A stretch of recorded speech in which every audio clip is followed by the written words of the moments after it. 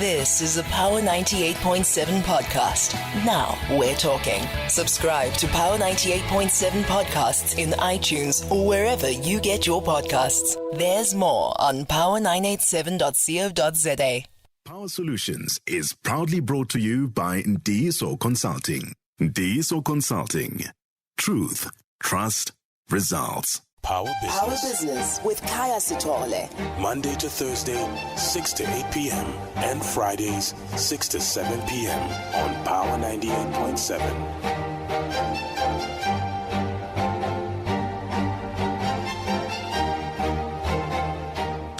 Welcome back. It is the Thursday evening edition of Power Business. We are together until 8 p.m. and then almost half an hour after that, the President of the Republic will be making an announcement, and the way the announcement has been crafted, well, the announcement about the announcement, it seems that there will be a bit of a shuffle in the cabinet, and of course the big question that everybody is wondering about is what will be the fate of the health minister who has been involved in some digital vibes in one way or another. That's the big story that everybody's sort of expecting. There'll be an announcement on that one. The Mail and Guardian is already reporting that there's been a resignation from the health minister, but of course until we see the letter, we have to wait and see what exactly is the true state of affairs. So that will be the story that will be carrying particularly on Power Perspective with Sebenzile Nkambule from 8:30. Before then, it's time to actually fix local government and government long before people get to be reshuffled. And we are joined here in studio by Mr. Mkhwanazi, Anthony Mkhwanazi, who's the Managing Director of Ndiso Industrialization Consulting, who's going to be giving us a masterclass. So those of you that have pens and papers right next to you, it's time to now tap into them because we're about to learn things about what can be done in order to fix local government. Mr. Mkhwanazi, I mean, the stories around local government and the things that need to be fixed and the things that need to be changed is something that you see whether you're reading the Auditor General's reports or whatever other element you're looking into. So clearly something needs to be done, and a lot of people have been asking, why is it that we keep saying things need to be done and things do not get done? So that's essentially the big problem that we have. As Ndiso Consulting, you've obviously been in this space. You've been trying to understand what the issues are. You've been trying to understand what the things that are that need to be done. And what interests me particularly is simply the question of economic development, particularly at local government level, because clearly if we can get at least that right, a lot of the issues that we keep seeing or keep hearing about in relation to the Auditor General's reports, for example, will be fixed. Talk us through what you have seen in your capacity as Ndiso Consulting. Good evening, Kaya, and good evening to our listeners. We have observed a deficit, particularly when it comes to economic planning at the level of local government. When we talk about economic planning, I'll just highlight the key aspects of economic planning that needs to be taken into consideration. Firstly, it's important that we involve identify the key stakeholders within that particular area. And by that I mean government, the other spheres of government as well. You have NGOs, you have civil associations, you have non-government organizations. All those entities, they need to be consulted to ensure that you come up with a decisive economic plan. And secondly, it's important that we ensure that we have an understanding of the economic landscape for that particular area. And thirdly, it's very important that there's a clear, well-defined vision. We set smart and measurable goals and objectives.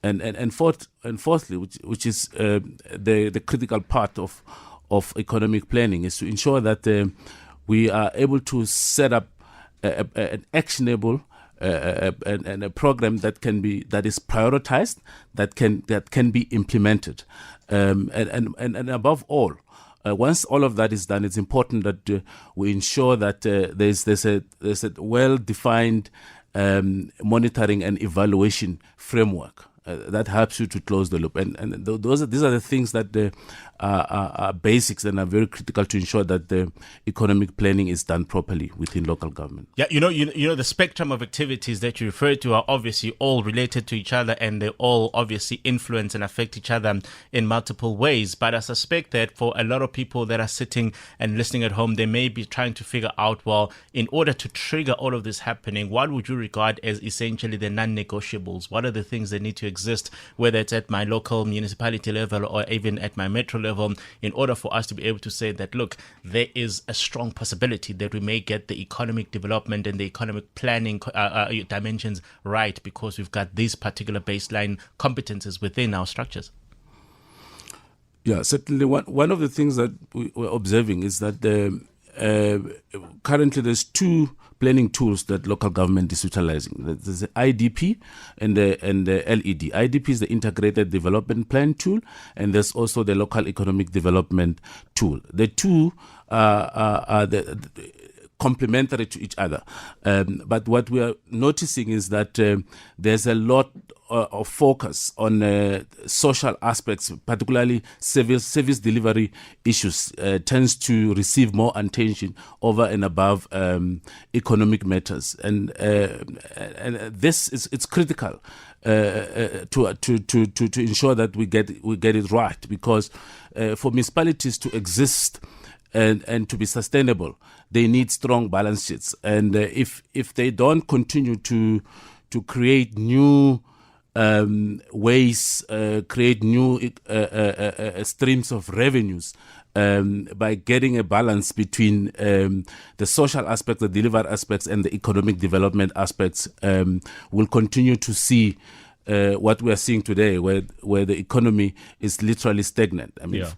You know, that balance that you refer to is obviously quite a critical one, in that I imagine a lot of people that get appointed into positions of authority in municipal structures are political principals. So, of course, for them, maybe their primary prism of evaluating their own achievements is from the question of service delivery. But, of course, getting that right balance to say we've delivered on that, but also in instances where revenue generation is possible, we've actually harnessed and cultivated that in order to ensure that we balance the books. Because I suspect that what we're going to see is that in trying times like we're living through now, even some of the grants that come straight from the fiscus, which is what some people say, well, there's a grant anyway, so maybe revenue is not that important. When there's a squeeze in some of those grants, then the question of, well, how do you balance the books becomes even more important. Are you seeing some of these local government structures actually waking up to that reality to say, actually, even though we didn't think that economic planning was our primary mandate, even though we didn't think that revenue generation was our primary mandate, it's in our best interest to try and identify avenues of making it happen, should we get to a stage like the COVID-19 pandemic, for example? Yeah, certainly. Of course, the majority of the municipalities have not woken up to that reality. However, we must emphasize that there are municipalities that are beginning to get traction when it comes to issues of economic development. More often than not, when these local economic development strategies are developed, they find themselves shelved and nothing happens. But we are starting to see some of the municipalities taking their plans further through the implementation process by way of doing feasibility studies, which, if you look at the spending on feasibility studies countrywide, it's at a very, very low levels. But some of those municipalities who have taken it to making sure that they do take those plans, look at the projects that have been identified, take them through feasibility studies to ensure that they get to a bankable stage where they can attract investment and see the light of the day at the end of the day. Those things are starting to happen in some of the municipalities. Yeah. You also mentioned, that stakeholder map, which is an important exercise, understanding who the key stakeholders are in that particular local environment and I suppose in the bigger environment. And for me, why that particularly matters is the fact that when you speak about IDP, for example, or the LED, the law and the constitution will seem to emphasize the fact that there must be broad consultation, there must be broad consensus about what you're trying to put together before you put it out there. But of course, what we've seen, unfortunately, is that in many instances, members of society just don't engage because they either don't have the ability to understand what this process is, or because of a trust deficit that has been created over time because, well, we were here 3 years ago, we asked you for a tar road, we still don't have a tar road, so why should we be engaging with you in relation to this? So of course, that idea of getting that broad consensus among different stakeholders remains a remarkably important part of actually getting everyone to understand what it is that is being done. From some of the case studies that you've engaged with, are we at least getting that stakeholder interaction or that stakeholder consensus right? Certainly, Kaya.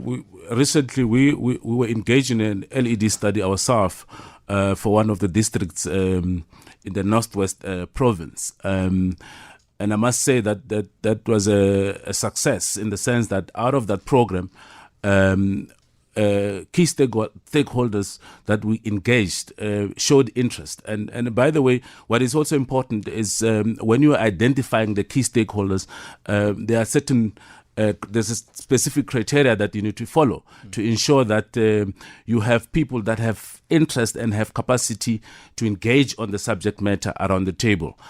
We have done that successfully, and we're starting to see the interest from them going as far as putting out budgets to start doing the necessary feasibility studies that are required to implement some of the projects that were identified from the LED study. The task associated with understanding local economic landscapes is not an easy one because I think we may think we're a unitary country, but every single province, every single municipality, every single district and every single village probably has got its unique dimensions. The process of just getting that granular understanding in order to be able to say in relation to that corner of the universe, this is what needs to be done. In relation to that corner, this one needs to be done differently. What are the instruments, the type of instruments that you as DUSO would be putting together to say, actually, this is how we actually get to have a granular understanding of what the issues are here so that we can make recommendations that are fit for purpose?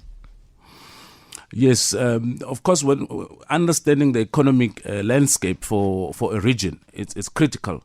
And by that, we mean that we need to understand what are the natural resources that are available, what are the options for energy, what are the mechanisms to ensure that the utilities such as water and essential gases are available, and also it's important to understand the demographics. What is the market potential for that particular region, and what are the key drivers of the current economy, and what are the gaps? Going through that analysis, one is able to begin to have a picture and a sense of what needs to be done, either to grow what is already there or to introduce new economic streams. Mkonazi, we have a caller for you. Phil from Waterkloof. Good evening, Phil. Good evening, Kyan. How are you, my brother? All good. What's your question, sir? Yeah, you know. We are in Afrikaans. We are saying ons agterste voor met ons prioriteit. You know, the local government should be bottom up. You do the need analysis per municipality, which differs from one municipality to the other. The other might be about the pit, the other one pit toilets, the other one might be about the water, the one what. Then you take those particular needs up. You then form what is called the organizational structure of the municipality. You then cause the organizational structure and the needs to form your budgeting system. You cost that particular needs of that particular thing, which will differ from one municipality. I think Johan Berger, in the strategic orientated management of the municipalities, it's a document that will inform you. Then you take those particular things up, because you cannot do the top up where you have a structure where you have a budget and then you want to prescribe it to the needs of that. No, it doesn't work that particular. That is why we're not winning the war. And I believe that the present day budgeting system, either incremental or the ones of it should be shaped by the needs of the community that we are serving, and the provincial and the national will then support provinces according to their basic needs. We've got pit during the apartheid.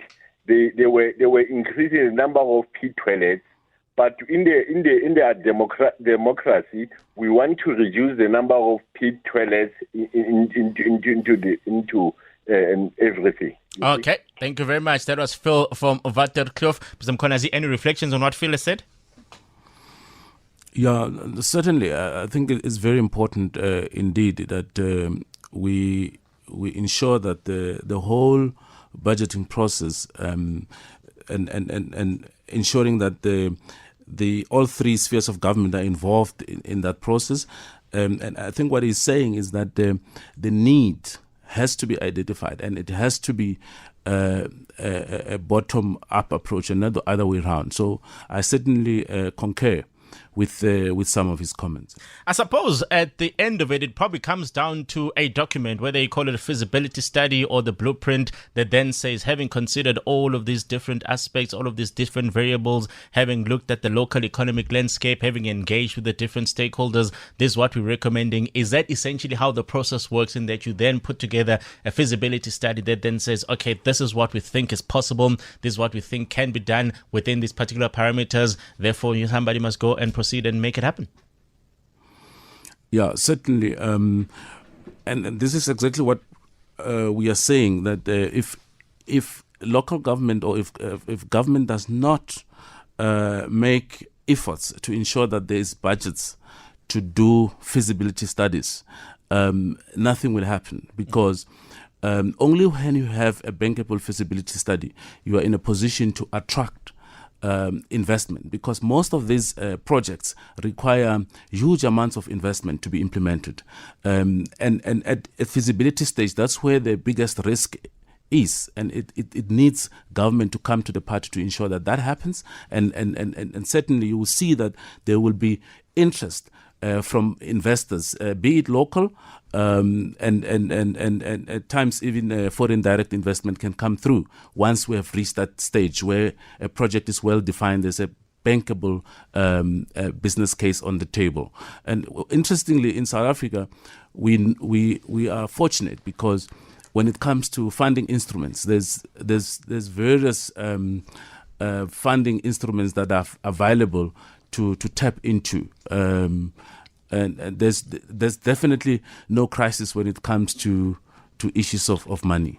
I imagine one of the bigger challenges that you're probably going to find is that when you try to motivate that a feasibility study needs to be undertaken, and a person says, what is the net result? And you have to say, well, the net result could be that after having paid for the feasibility study, I come back to you and then I say there's nothing to do. Or alternatively, if we like it, that there's something to do. A lot of people will then say, no, we could be spending money only for you to come back and tell us that nothing can be done, so perhaps let us spend it elsewhere. How easy is it to actually motivate that, in spite of what people's anxieties may be, a feasibility study is better done rather than not done, so that should anyone come up later on and say, did we ever test this, you at least have a credible blueprint that says this is the reason we pursued that course of action, or this is the reason we didn't pursue that course of action. Otherwise, people are going to say, let us spend money on things that we can bank on. No, certainly, as I've said earlier, one of the key steps when you're putting together an economic plan is to set up an actionable, prioritized program of projects that can be implemented. As part of that process, you go through what we call screening.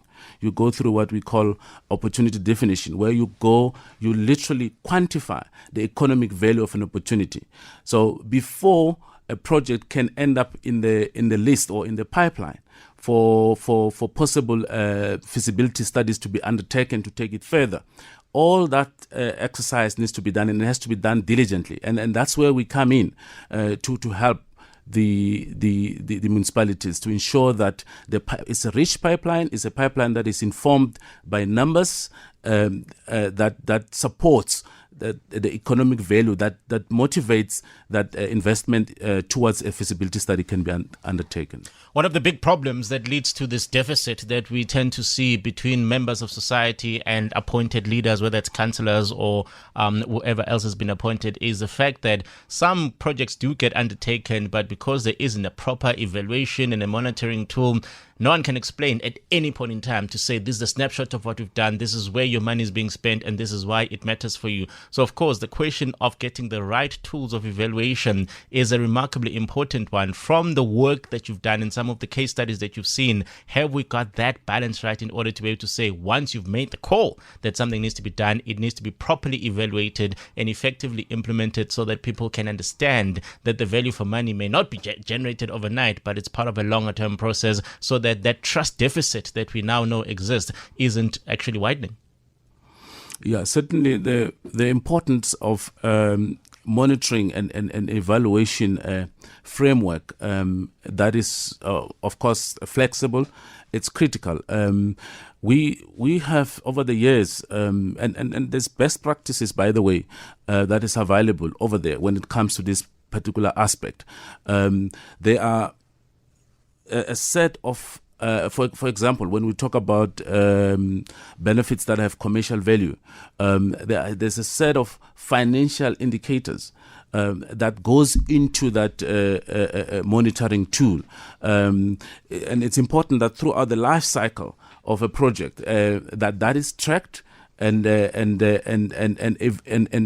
a constant way, the evaluation is done so that the necessary interventions can be made to ensure that those benefits are indeed realized. Yeah, a remarkably important framework out there, and I think it's a framework that if many more arms of local government in particular implemented it, would be much closer to dealing with some of the big challenges that the Auditor General in particular refers to, and of course individuals that are feeling this acute lack of service delivery tend to complain about. So it's something that we wish would be adopted by many more organizations. And as I warned you, Mr. Mkhwanazi, the time does indeed fly by. So it's now almost 7:30, which is time for Power News, and thank you very much for joining us. And that is Anthony Mkhwanazi, the Managing Director of Diyiso Industrial Realization Consulting from Diyiso Consulting. It's time for a break and then Power News headlines. Power Solutions was proudly brought to you by Diyiso Consulting.